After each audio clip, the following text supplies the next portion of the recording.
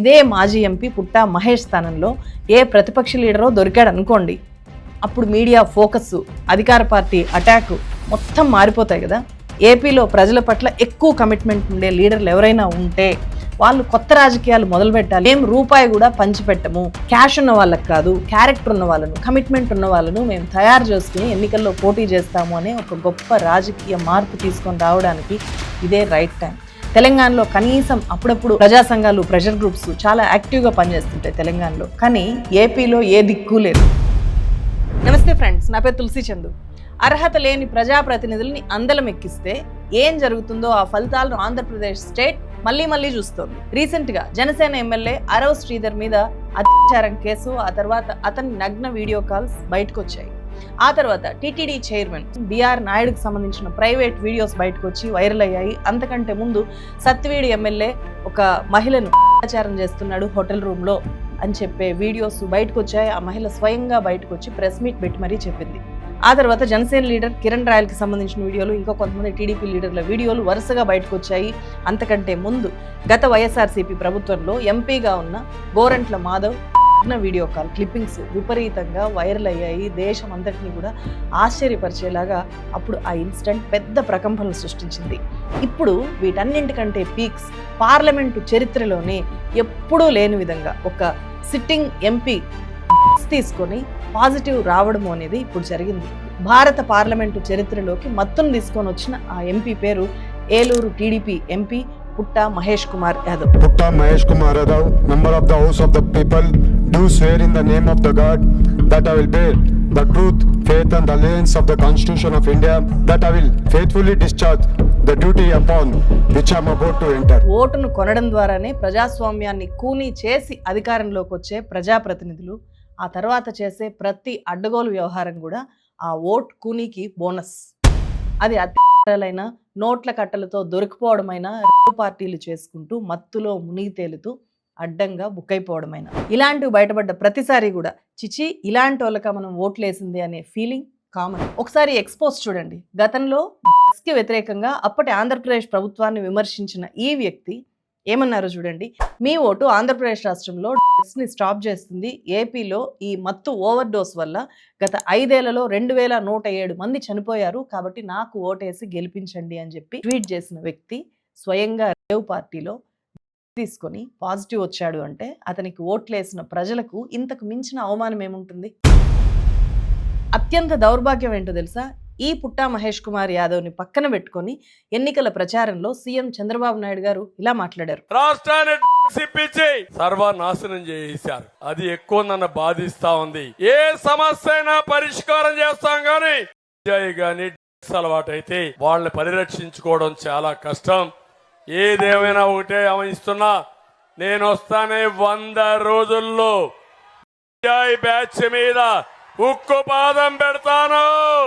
100 రోజులు కాదు, 2.5 ఏళ్ల తర్వాత కట్ చేస్తే ఒక సీనియర్ టీడీపీ లీడర్ కొడుకు, ఇంకో సీనియర్ మోస్ట్ టీడీపీ లీడర్ అల్లుడు, ఏలూరు టీడీపీ ఎంపీ అయిన ఈ పుట్టా మహేష్ కుమార్ యాదవ్ ఇలా తో తెల్లారు. ఇది ఒక్క తెలుగుదేశం పార్టీకి మాత్రమే కాదు, గత వైఎస్ఆర్సీపీ ప్రభుత్వం మీద ఇవే ఆరోపణలు పదే చేస్తూ వచ్చిన కూటమి నేతలందరికీ కూడా ఇది ముఖం చూపించుకోలేని ఒక అవమానకరమైన పరిస్థితి. మాదక ద్రవ్యాల బానిసలు ఎవరైనా ఉంటే దయచేసి అలాంటి వాళ్ళందరినీ మీరు సమాజం మీరందరూ కలిపి ఎక్కడికక్కడ వాళ్ళని మీరు అరెస్ట్ చేయించడం, డిస్కరేజ్ చేయడం చేయాలి. డ్రగ్స్ వద్దు బ్రో అనే నినాదాన్ని స్కూల్ స్థాయిలోకి కూడా తీసుకెళ్లగలుగుతున్నామంటే ఇది మా పనితనానికి ఒక నిదర్శనం కింద భావించవచ్చు. రేవ్ పార్టీ జరిగింది హైదరాబాద్ శివారులో ఉండే బీఆర్ఎస్ మాజీ MLA Pilot Rohit Reddy farm house లో. తెలంగాణలో most controversial, most cunning politician గా ఈ మాజీ ఎమ్మెల్యే పైలట్ రోహిత్ రెడ్డిని తన ప్రత్యర్థులు విమర్శిస్తుంటారు. పైలట్ అంటాడు, వాడు ఫేక్, ఎంతో మందిని చీట్ చేసిండు, నన్ను కూడా చీట్ చేసిండు. ఆయన ప్రతి టీఆర్ఎస్ వాళ్ళని చీట్ చేసిండు, కేసీఆర్ ను కూడా చీట్ చేసిండు, కేటీఆర్ ను కూడా. ఇతను కూడా తీసుకున్నాడు అని చెప్పి పోలీసులు తేల్చి చెప్పారు. ప్రస్తుతం ఇతను 14 రోజుల కోర్టు రిమాండ్లో ఉన్నాడు. ఒక టీడీపీ ఎంపీ, ఒక బీఆర్ఎస్ మాజీ ఎమ్మెల్యే, ఒక లాయర్, కొంతమంది హై ప్రొఫైల్ వ్యాపారులు ఉన్న రేవ్ పార్టీ దగ్గరికి పోలీసులు వెళ్ళగానే అక్కడున్న వాళ్ళు కాల్పులకు దిగారు. ఇది ఈ కేసు మొత్తంలో నెక్స్ట్ లెవెల్ అన్నమాట.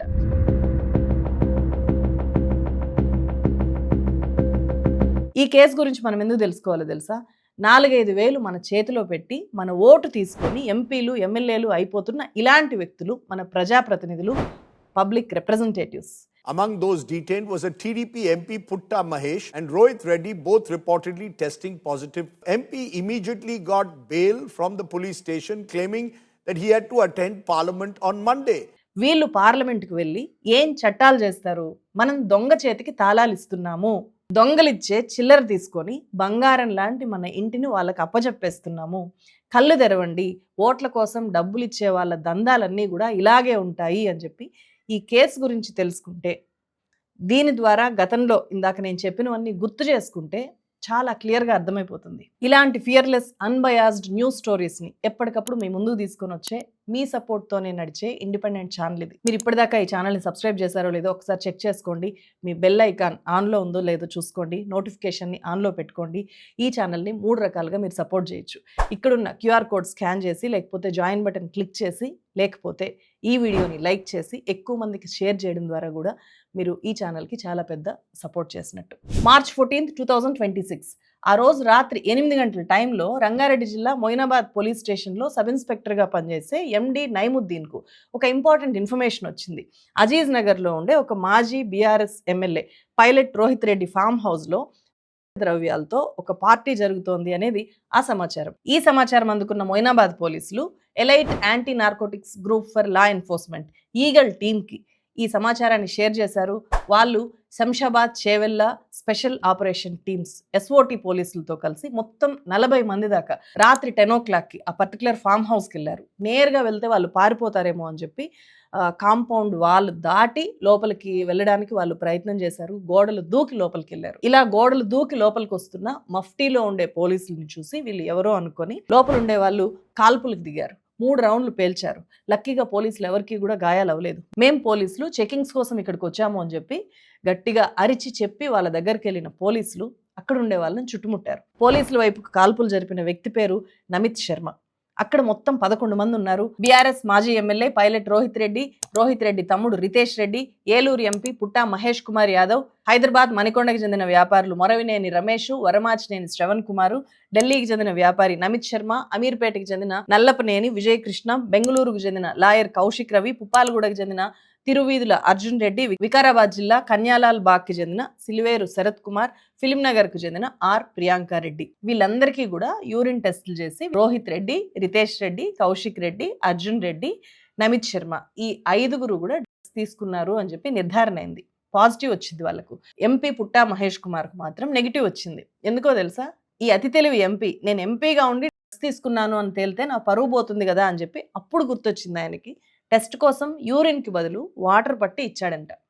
అలా అతనికి నెగిటివ్ వచ్చింది మొదట్లో. అయితే ఖచ్చితత్వం కోసం అర్ధరాత్రి వీళ్ళందరినీ కూడా ఎర్రగడ్డలోని గవర్నమెంట్ హాస్పిటల్కి తీసుకెళ్లి అక్కడ మళ్ళీ టెస్టులు చేస్తే అప్పుడు ఈ ఎంపీ పుట్టా మహేష్తో సహా మొత్తం 6గురికి పాజిటివ్ అని వచ్చింది. రోహిత్ రెడ్డిని ఈ కేసులో ప్రధాన నిందితుడిగా A1గా చేర్చారు. లైసెన్స్డ్ గన్ దుర్వినియోగం చేసినందుకు రితేష్ రెడ్డి అండ్ కాల్పులు జరిపిన ఈ నమిత్ శర్మల మీద ఆర్మ్స్ యాక్ట్ కింద కేసులు నమోదు చేశారు. అండ్ పాజిటివ్ వచ్చిన వాళ్ళందరి మీద కూడా నార్కోటిక్స్ యాక్ట్ కింద కేసులు పెట్టారు. ఈ కేసులో అరెస్ట్ అయిన 6గురిలో ఎంపీ మహేష్ కుమార్ యాదవ్ మాత్రము సాయంత్రానికల్లా స్టేషన్ బెయిల్ తెచ్చుకొని బయటకు వచ్చేశారు. అతను బయటకు వచ్చేయడం అనేది అందరినీ ఆశ్చర్యానికి గురి చేసింది. ఎందుకో తెలుసా? అతను చెప్పిన కారణం, సో పార్లమెంట్ సమావేశాలు జరుగుతున్నాయి కాబట్టి నేను వెళ్ళాలి, సో నేను చాలా గొప్ప ప్రజాప్రతినిధిని కాబట్టి పార్లమెంట్ సమావేశాలకు వెళ్ళాలి, అక్కడ జరిగే ప్రజా సమస్యల మీద నేను చర్చించాలి అని చెప్పి అతను స్టేషన్ బెయిల్కి అప్లై చేసుకొని బెయిల్ తీసుకొని బయటకు వచ్చేసాడు. ఇది ఇంకా సిగ్గుమాలింతనం. డ్రగ్స్ టెస్ట్లో పాజిటివ్ వచ్చిన తర్వాత కూడా పార్లమెంట్ మెంబర్ నేను అని చెప్పి తనకు ప్రజలు ఇచ్చిన హోదాని ఉపయోగించుకొని ఒక రకంగా దుర్వినియోగం చేసి బెయిల్ మీద బయటికి రావడము అంటే అది మొత్తం ఈ కేసులో నెక్స్ట్ లెవెల్ పీక్స్ అనమాట. అందుకే సీనియర్ జర్నలిస్ట్ రాజ్దీప్ సర్దేశాయ్ నిన్న ఈ నార్కోటిక్స్ కేసులో అరెస్ట్ అయిన వ్యక్తి, పాజిటివ్ వచ్చిన వ్యక్తి ఈరోజు పార్లమెంట్కి రావడం ఏంటి అని చెప్పి ఆశ్చర్యపోతూ ఇలా ట్వీట్ చేశారు. మరి నిజంగా ఇతను పార్లమెంట్కి, ఇలాంటి వ్యక్తి పార్లమెంట్కి వెళ్తే ఏ రకమైన చట్టాలు తెస్తాడు, ఏం మాట్లాడతాడు పార్లమెంట్లో? కనీసం పార్లమెంట్ గడప తొక్కే నైతిక హక్కైనా సరే ఇతనికి ఉందా? Please appreciate, viewers, if any ordinary citizen, you would then find it extremely difficult to get bail immediately at the station level. But the reason that was given is because the MP wants to attend Parliament. Is attending Parliament such a necessity that you can get away when you've consumed and have been caught consuming them? and the others are in custody and you get away? What is this special privilege that Putta Mahesh had? And will the TDP ensure a full investigation and take action against the MP? That's the question. Case నుంచి తప్పించుకోవాలి అని చెప్పి urine test కోసం water ఇచ్చిన వ్యక్తి ఆ తర్వాత release చేసిన వీడియోలో నేను ఏ తప్పు చేయలేదు, నన్ను నమ్మండి అని చెప్పి తన నియోజకవర్గ ప్రజలకు ఇట్లా చెప్తున్నాడు. ఎన్నో రోజుల నుంచి అక్కడ ఉండే పర్సన్స్ నన్ను కలవడానికి వాళ్ళందరూ రిక్వెస్ట్ చేయడం వల్ల నాకు నిన్న కుదరడం వల్ల వాళ్ళ డిన్నర్కి వెళ్ళడం జరిగింది. ఆ డిన్నర్లో ఎక్కడ కానీ నేను తప్పు చేయలేదు. మీ అందరికీ కూడా మళ్ళీ తెలుపుకుంటున్నా, మీడియాలో వచ్చే కథనాలు అలాగే సోషల్ మీడియాలో వచ్చే కథనాలు ఏవి కూడా నమ్మొద్దండి. ఎప్పుడు కూడా నేను నిజాలే చెప్తాను, అబద్ధాలు చెప్పనని మీ అందరికీ తెలుపుకుంటూ అందరికి కూడా నమస్కారాలు, ధన్యవాదాలు. ఈ మహేష్ కుమార్ యాదవ్ ప్రజల పట్ల కమిట్మెంట్తో పాలిటిక్స్లోకి వచ్చి నాయకుడిగా ఎదిగిన వ్యక్తి కాదు. ఇతని father Putta Sudhakar Yadav present MLA, TDP MLA. So గతంలో ఆయన టీటీడీ చైర్మన్గా కూడా వర్క్ చేశారు. టీడీపీ సీనియర్ లీడర్, మాజీ ఆర్థిక మంత్రి అండ్ చంద్రబాబు తర్వాత టీడీపీలో ఆ స్థాయి వ్యక్తిగా చెప్పే యనమల రామకృష్ణుడి డాటర్ని ఇతను ఈ మహేష్ యాదవ్ పెళ్లి చేసుకున్నాడు. సో యనమల రామకృష్ణుడికి స్వయంగా ఇతను అల్లుడు. అండ్ ఇతనికి తెలంగాణలో ఉండే యాదవ లీడర్లు దగ్గరి బంధువులు అని చెప్పి అంటున్నారు. అది కన్ఫర్మ్డ్గా తెలియదు కాబట్టి నేను వాళ్ళ పేర్లు ఇక్కడ చెప్పట్లేదు. ఇతని కేసు, ఇతని ప్రొఫైల్ చూస్తే నాకు అర్థమైంది ఏంటంటే చాలామంది రాజకీయ నాయకులు వాళ్ళ కొడుకులకు డబ్బుని, అధికారాన్ని మాత్రమే వారసత్వంగా ఇస్తున్నారు. వాళ్ళ పొలిటికల్ పవర్ని వారసత్వంగా ఇస్తున్నారు, కానీ నైతిక విలువల్ని, ప్రజల పట్ల కమిట్మెంట్ని ఏమాత్రం వారసత్వంగా ఇవ్వట్లేదు అని అర్థమవుతుంది. ఇలాంటి వ్యక్తులు ఏ పార్టీలో ఉన్నా కూడా వెంటనే ఆ పార్టీ వాళ్ళని పార్టీ నుంచి సస్పెండ్ చేయడమా, వాళ్ళతో ఆ పదవికి రాజీనామా చేయించడమా చేయాలి. కానీ ఈ మధ్య కాలంలో ఎంత పెద్ద కేసు అయినా సరే, అది ఆ పార్టీకి ఎంత అవమానకరమైందైనా సరే, ఆ వ్యక్తి ఎంత క్యారెక్టర్ లేని వ్యక్తి అయినా సరే, ఎలా అడ్డంగా దొరికినా సరే, ఆ రాజకీయ పార్టీలు జస్ట్ రాజకీయ కార్యకలాపాలకు మీరు దూరంగా ఉండండి అని చెప్పి చిన్న షోకాజ్ నోటీస్ ఇచ్చి చేతులు దులిపేసుకుంటున్నాయి. మొన్న అరవ శ్రీధర్ విషయంలో జనసేన పార్టీ ఏం చేసిందో, జస్ట్ ఎలా నోటీసులు ఇచ్చి చేతులు దులిపేసుకుందో, సేమ్ ఇప్పుడు ఈ ఎంపీ విషయంలో టీడీపీ కూడా అలాగే చేసింది. వివరణ ఇవ్వండి అని చెప్పి వదిలించేసుకుంది. ఇక పైలట్ రోహిత్ రెడ్డి విషయానికి వస్తే, తాండూరు నుంచి ఇతను గతంలో బీఆర్ఎస్ తరఫున ఎమ్మెల్యేగా గెలిచాడు, తర్వాత ఓడిపోయాడు. ఈ రోహిత్ రెడ్డి ఫామ్ హౌస్ సంచలనాలకు కేంద్ర బిందువు. గతంలో దేశవ్యాప్తంగా సంచలనం సృష్టించిన 4 బీఆర్ఎస్ ఎమ్మెల్యేల కొనుగోలు, బీజేపీ వాళ్ళని కొనడానికి ఎరవేసింది అనేది చాలా పెద్ద కేసు. దాంట్లో కేంద్ర బిందువు ఇతనే అనమాట. 2022 అక్టోబర్లో అప్పటి బీఆర్ఎస్ ఎమ్మెల్యేలు ఈ రోహిత్ రెడ్డి అండ్ గువ్వల బాలరాజు, బీరం హర్షవర్ధన్ రెడ్డి, రేగా కాంతారావు, ఈ 4 బీజేపీ ఇదే పైలట్ రోహిత్ రెడ్డి నేతృత్వంలో బీజేపీ సానుభూతి పరులు ఎంటర్ అయ్యి వీళ్ళని ప్రలోభ పెడుతుంటే సైబరాబాద్ పోలీసులు సడన్గా ఫామ్ హౌస్లోకి ఎంటర్ ఇవ్వడము, మొత్తం సినిమాటిక్ రేంజ్లో ఒక సీన్ క్రియేట్ చేయడము, ఈ రోహిత్ రెడ్డి ద్వారానే చివరికి బీజేపీ లీడర్ల మీద కంప్లైంట్ కూడా చేయించారు. కేసీఆర్ గవర్నమెంట్ ఆ ఎమ్మెల్యేల కొనుగోలు కేసును సిట్కి అప్పచెప్పింది, దాని మీద సిట్ ఏర్పాటు చేసింది. ఆ తర్వాత అదే కేసు సిబిఐకి బదిలీ అయింది. సో ఇప్పుడు ఆ కేసు ఏమైపోయిందో కూడా తెలియదు. పైలట్ రోహిత్ రెడ్డి ఒక పచ్చి అవకాశవాది, ఒక బ్లాక్ మెయిలరు, ఇతనికి గుట్కా వ్యాపారం కూడా ఉంది అని చెప్పి బీజేపీ చేవెళ్ల ఎంపీ కొండా విశ్వేశ్వరరెడ్డి గతంలో చాలా తీవ్రమైన విమర్శలు చేశారు. ఆయన బిజినెస్ చీటింగ్ అయ్యా, గుట్కాలు కూడా ఉన్నది, కరెక్ట్, గుట్కాలు ఉన్నది. ప్రైమరీ బిజినెస్ ఎన్నో చీటింగ్ కేసెస్ అయితే ఇప్పుడు అవన్నీ బయటకు వస్తున్నాయి. రోహిత్ రెడ్డి తమ్ముడు రితేష్ రెడ్డి గతంలో సింగర్ రాహుల్ సిప్లిగంజ్ మీద ఒక పబ్లో దాడి చేశాడు అని చెప్పి కేసులు కూడా నమోదయ్యాయి. అప్పుడు రాహుల్ సిప్లిగంజ్ మీడియా ముందుకు వచ్చి ఏమన్నారో ఒక్కసారి చూడండి. ఇంటి పొలిటికల్ బ్యాక్గ్రౌండ్ ఎట్లుంటుంది అంటున్నా ఇది. అరే మనం పొలిటికల్ బ్యాక్గ్రౌండ్ వాళ్ళము, మనం ఏం చేసినా నడుస్తుంది, మనం ఏం చేసినా మన రుబాబ్గిరి నడవాలి, మనం ఏడపోతే మన హవా నడవాలన్నట్టు రాహుల్ సిప్లిగంజ్ చెప్పకపోయినా కూడా ఇదే అసలు వాస్తవం. పొలిటీషియన్ల విషయంలో, మోస్ట్ ఆఫ్ ద పొలిటీషియన్ల విషయంలో డబ్బులు పెట్టి ఓట్లు కొనుక్కొని అధికారంలోకి వచ్చే ప్రతి లీడర్ కూడా ఆ అధికార దురహంకారాన్ని ప్రదర్శిస్తారు, అధికార దుర్వినియోగానికి పాల్పడి తీరుతారు. ఇప్పుడైతే పార్టీలకు పార్టీలే డబ్బుల్ని చూసే టికెట్లు ఇచ్చి, డబ్బుల్ని పంచి అధికారంలోకి వచ్చి పార్టీలకు పార్టీలే ఇంతగా కరప్ట్ అయిపోయినప్పుడు ఏ స్థాయిలో దుర్నీతి, దుర్మార్గము రాజ్యం వెళ్తుంది. సో మీకు తెనాలి ఇన్సిడెంట్ ఉంది కదా, దాన్ని ఈ ఇన్సిడెంట్తో పోల్చి చాలామంది చూస్తున్నారు. ఇప్పుడు తెనాలిలో 3 దళిత యువకుల్ని ఒక కేసులో పట్టుకొని వాళ్ళు డ్రగ్స్ సప్లై చేసేవాళ్ళు అని చెప్పి నడి రోడ్డు మీద కూర్చోబెట్టి పోలీసులు వాళ్ళ కాళ్ళ మీదకి ఎక్కి చాలా ఘోరంగా కొట్టారు. దాని మీద నేను గతంలో వీడియో కూడా చేశాను, చూడండి. బలహీనులైన సాధారణ యువకులు ఎవరైనా తప్పు చేస్తే దానికి శిక్ష నడి రోడ్డు మీద కూర్చోబెట్టి పోలీసులు మక్కలు ఇరగొట్టడం. అదే పెద్ద పెద్ద రాజకీయ లీడర్లు, వ్యాపారస్తులు, అధికార పార్టీ ఎంపీ డ్రగ్స్ తీసుకొని పాజిటివ్ వస్తే దానికి శిక్ష కనీసం పార్టీ నుంచి సస్పెన్షన్ కూడా కాదు, ఒక్కరోజు జైలు శిక్ష కూడా కాదు. జైల్లో ఉండాల్సిన పనే లేదు, జస్ట్ పార్టీ వివరణ అడుగుతుంది అంతే. ఇదే మాజీ ఎంపీ పుట్టా మహేష్ స్థానంలో ఏ ప్రతిపక్ష లీడరో దొరికాడు అనుకోండి, అప్పుడు మీడియా ఫోకస్, అధికార పార్టీ అటాక్ మొత్తం మారిపోతాయి కదా. ఏపీలో ప్రజల పట్ల ఎక్కువ కమిట్మెంట్ ఉండే లీడర్లు ఎవరైనా ఉంటే వాళ్ళు కొత్త రాజకీయాలు మొదలుపెట్టాలి అనేది ఇదంతా చూసిన తర్వాత నా రిక్వెస్ట్. మేము రూపాయి కూడా పంచిపెట్టము. క్యాష్ ఉన్న వాళ్ళకి కాదు, క్యారెక్టర్ ఉన్న వాళ్ళను, కమిట్మెంట్ ఉన్న వాళ్ళను మేము తయారు చేసుకుని ఎన్నికల్లో పోటీ చేస్తాము అనే ఒక గొప్ప రాజకీయ మార్పు తీసుకొని రావడానికి ఇదే రైట్ టైం.